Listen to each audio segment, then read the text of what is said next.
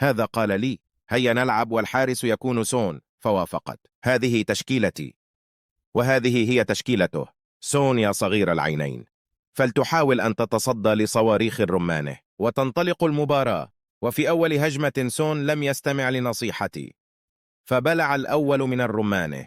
مرة أخرى الرمان لا يرحم، فيسدد ويسجل الهدف الثاني، وسون في حالة ذهول. تيكي تاكا، والدهون يستلم. الهدف الثالث، فالفيردي إلى الدهون الذي يراوغ ويسدد قذيفة يطير بها شباك سون.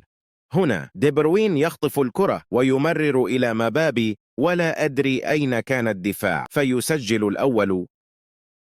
أنت بالع 4 وتحتفل يا للغباء. هنا كان النت ضعيف، والدهون خطف مني الكرة وسجل ولا زال يحتفل. لا تحتفل يا ابن المحبوبة.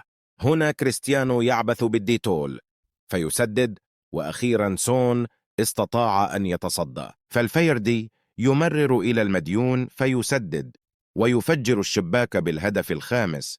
انتهى الشوط الأول وبدأ الشوط الثاني، ومع بداية الشوط الثاني الدهون يرسل قذيفة إلى سون، ولكن صغير العينين استطاع أن يتصدى، فالفيردي يمرر إلى ميسي، وميسي يظن نفسه صلاح بليدز فيقوس، وسون يمنى أن تنشق الأرض وتبلعه. كالعادة جاليتش سنترة، وبينالدو ينفرد وحده بالمرمى فيسجل الهدف.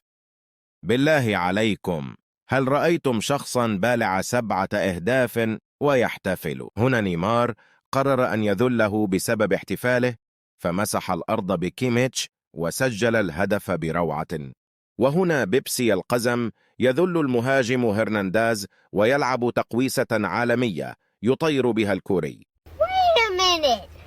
Who are you? أنا سوبرمان موقف العلم.